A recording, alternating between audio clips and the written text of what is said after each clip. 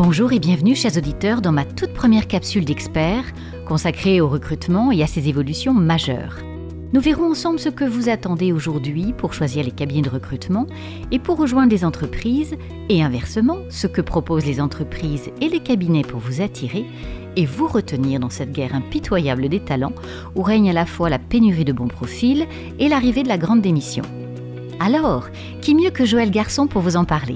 Véritable expert en recrutement et entrepreneur né, Joël incarne l'esprit entrepreneurial, l'optimisme, la détermination et un sens du service inégalé. Son parcours est jalonné par la création d'un tout premier cabinet de recrutement qu'elle revend à un grand groupe international en les accompagnant comme directrice générale adjointe. Et après de nombreuses années et un changement de dirigeant, Joël décide de le quitter et fonde alors un second cabinet, Études et Projets, qu'elle développe avec une solide et fidèle équipe prête à vous accueillir. C'est également ma bonne fée qui m'a permis de découvrir ma voie professionnelle dans le recrutement et qui m'a transmis des valeurs forte qui donne du sens à mon métier. Bonjour Joël, soyez la bienvenue. Bonjour Vianette, quel plaisir d'être à vos côtés aujourd'hui. Alors Joël, qui êtes-vous et comment avez-vous découvert le métier de recruteur ? Eh bien, j'ai découvert le recrutement par hasard, il y a de nombreuses années, et j'ai eu la chance de rentrer dans une entreprise de travail temporaire où j'y suis restée une quinzaine d'années, où j'ai découvert le métier par passion. Parce que pour faire un métier de recruteur, il faut d'abord aimer les gens, il faut avoir beaucoup d'humilité, il faut avoir le sens de l'écoute et il faut être, je dirais, dans la transparence et dans l'honnêteté. Joël, ça veut dire qu'il y a aussi des talents chez vous d'entrepreneur. Et au passage, quelles sont les valeurs pour vous d'un entrepreneur ? Alors, les valeurs pour moi d'un entrepreneur, c'est la résilience, c'est l'optimisme, c'est le travail, c'est l'honnêteté. C'est la transparence. C'est un métier sur lequel on ne peut pas tricher, que ce soit auprès des candidats, mais aussi auprès des clients. Ce sont pour moi des valeurs qui sont fondamentales. Vous savez, quand on fait un recrutement, c'est des entretiens d'1 heure, 1 heure et demie, parfois 2 heures. C'est être dans une très grande écoute sur ce que le candidat souhaite et ce qu'il ne veut plus, surtout ce qu'il ne veut plus, pour rester le plus dans le respect de son projet professionnel. Je vais vous donner un exemple. On a un collaborateur ou une collaboratrice qui va se rendre au cabinet. On a fait une présélection téléphonique et puis on a quasiment une vingtaine de postes à lui proposer. Mais après 2 heures d'entretien, on s'aperçoit que si on veut respecter ses souhaits, eh bien on n'a plus que 1 ou 2 postes à lui proposer. Mais on est dans le respect de ce qu'il souhaite. Si je fais un retour en arrière dans les années 90, on arrivait à convaincre un candidat ou une candidate de prendre un job, même si ce n'était pas en adéquation avec ses souhaits. Mais aujourd'hui, les mentalités ont considérablement changé.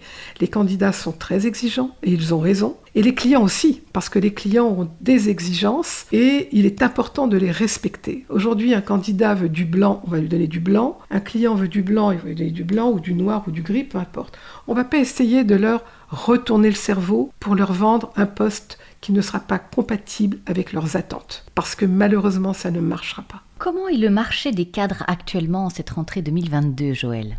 Alors, le marché des cadres, puisque c'est notre cœur de métier aujourd'hui, est très compliqué, je ne vais pas vous le cacher. Il y a une pénurie énorme de candidats, alors que ce soit en comptabilité, en finance, en informatique, en engineering, sur de nombreux secteurs d'activité. Malheureusement, dans nos métiers, on ne peut pas dissocier le savoir-faire du savoir-être. Pour nous, c'est irrévocable. Et je vais vous donner des indicateurs qui sont très flagrants.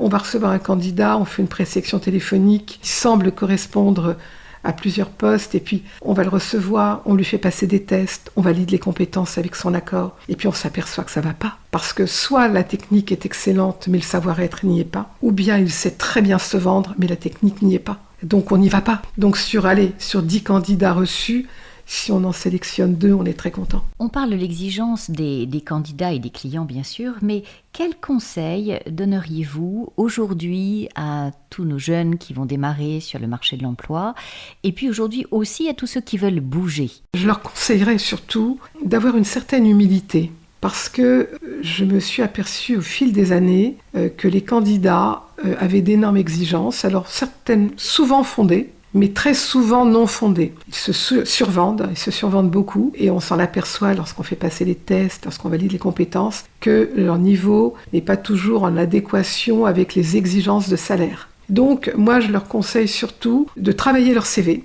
ça c'est très important, d'être beaucoup dans la technique de ce qu'ils ont effectué comme mission, comme tâche, et sans réenchérir, être très factuel sur leur statut technique, enfin sur ce qu'ils ont fait. Et effectivement, en général, quand ils veulent quitter leur poste, c'est souvent pour évoluer sur de nouvelles missions, telles qu'elles soient, ou c'est pour faire un gap salarial, ce qui est légitime également, mais il faut que ce soit justifié. Et souvent, lorsque je reçois des jeunes diplômés, Bac+8, comme des experts comptables notamment, beaucoup sont juniors, et je leur dis, vous savez, il y a 2 options. Soit vous cherchez un salaire exclusivement, vous n'avez peut-être pas trouvé le bon cabinet, ou bien vous recherchez un cabinet ou une entreprise qui va vous offrir un plan de carrière, de la formation, avec un salaire en adéquation avec vos compétences, et là, vous avez tapé à la bonne porte. Aujourd'hui, en fait, l'idée, c'est de ne pas négliger toutes ces valeurs, et pour ça, il faut les connaître, ces valeurs. Quand on démarre dans la vie, c'est pas toujours évident de les connaître. Que conseillez-vous, justement ? Quand on reçoit les candidats, on essaie de les mettre à l'aise pour qu'ils puissent effectivement être le plus transparent possible dans la relation. On essaie d'instaurer un terrain de confiance, de leur montrer qu'on est dans l'écoute et qu'on s'intéresse beaucoup alors s'il est débutant, à leurs projets professionnels, à leurs ambitions. Et s'ils sont seniors, mettre le doigt sur leur pourquoi de leur départ et ce qu'ils attendent de leur futur job, ce qu'ils veulent, ce qu'ils ne veulent plus, et de respecter leur sensibilité, leurs valeurs. Si ils veulent travailler dans une très grosse entreprise, on va leur demander pourquoi. S'ils veulent travailler dans une société à dimension humaine, avec quel genre de manager ils sont capables d'être compatibles ou pas. On est très sensible à tous ces sujets-là. Quand on va aborder le monde de l'entreprise ou des cabinets, peu importe, je pense qu'il y a un vrai travail de process d'intégration quand on intègre un collaborateur. Et pour moi, un process d'intégration réussi, c'est aller 70% de réussite. Aujourd'hui, beaucoup de candidats se plaignent de ne pas avoir de retour sur des postes sur lesquels ils ont postulé. Qu'en pensez-vous ? Je trouve ça inadmissible. On leur doit un appel téléphonique, un mail, en leur expliquant, voilà, vous n'avez pas été pris pour telle ou telle raison. C'est le minimum qu'on leur doit, dans la mesure où ils nous ont accordé du temps. Nous avons passé du temps avec eux, et c'est le futur collaborateur que nous pourrons placer demain. Il y a aussi un autre point, c'est qu'aujourd'hui on s'aperçoit qu'il y a des candidats qui sont retenus, qui ont signé des contrats de travail, mais qui ne se présentent pas à leur poste aussi. Malheureusement, vous avez raison Vianette, ça nous arrive rarement parce qu'on cible bien tous les paramètres et on essaie de cocher toutes les cases, mais on est dans l'humain. Et c'est comme dans le médical, le risque zéro n'existe pas. Effectivement, là on est en rentrée septembre, on a eu deux cas où les candidats avaient signé leur contrat. Et 8 jours avant de prendre leur poste, se sont désistés. Mais nous restons professionnels. Alors on a envie effectivement d'être en colère, mais on leur dit qu'on respecte leur choix, que c'est dommageable parce qu'il y a un engagement moral. Parce que pour moi, la moralité, j'ai envie de dire, mais ça fait partie de mes valeurs, sont plus importantes que le papier. Et ça, c'est moi. C'est toujours comme ça que j'ai travaillé avec mes équipes. Parce que vous savez, dans la vie, on réussit pas seul, on réussit en équipe. On a des jeunes gens, des jeunes femmes qui n'ont pas cette conscience professionnelle, cette éducation, parce que c'est une question d'éducation, de pouvoir respecter les engagements qu'on a pris. Ça va être un gros enjeu dans les années à venir parce que la technique, c'est une chose, les compétences, c'est également important, mais le savoir-être, le quotient émotionnel aussi, l'éducation, ça va devenir, je dirais, primordial. On est d'accord. Et malheureusement, ça se perd.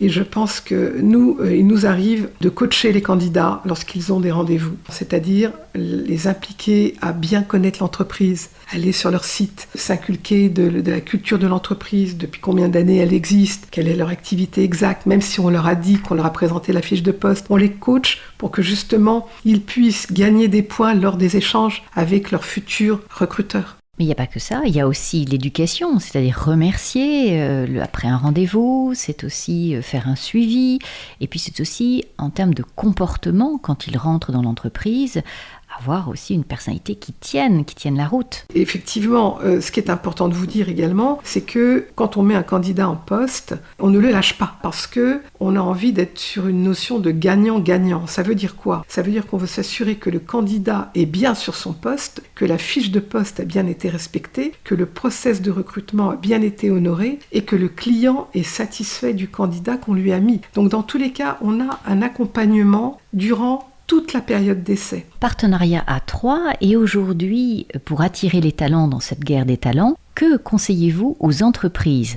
Je pense que les entreprises aujourd'hui doivent sincèrement, et je le dis à mes clients, il y a un virement social à prendre parce que le Covid est passé par là. Il faut savoir qu'aujourd'hui, les collaborateurs, collaboratrices qui cherchent du travail ont envie de plus en plus d'allier leur vie privée et leur vie professionnelle. Et c'est plus négociable. Ça l'était, mais ça ne l'est plus. Secteur géographique, les horaires, le télétravail, le projet professionnel. Les gens ont besoin d'être alimentés techniquement parlant. S'ils quittent leur job, c'est parce qu'il y a un malaise. Souvent, c'est « écoutez, j'ai fait le tour de mon job, j'ai les mêmes dossiers, je ne me vois pas évoluer dans cette entreprise et j'aimerais avoir un plan de carrière évolutif sur 2-3 ans et c'est la raison pour laquelle je veux quitter mon job. » Donc, il est important que les entreprises prennent conscience que les avantages sociaux aussi sont des clés fondamentales pour pouvoir séduire les candidats.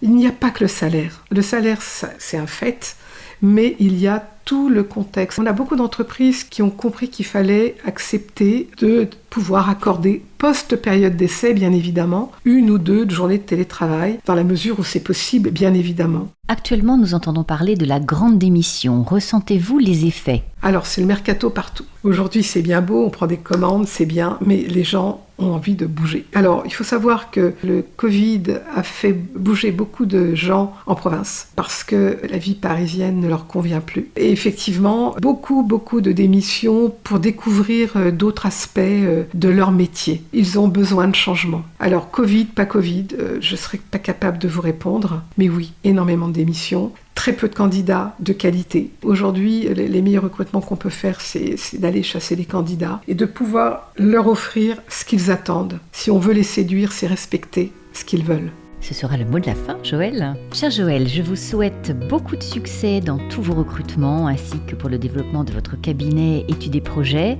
et que la rentrée, malgré un climat si particulier, soit cependant très porteuse, dynamique pour permettre à chacun d'entre vous qui nous écoutez de trouver de nouvelles aventures.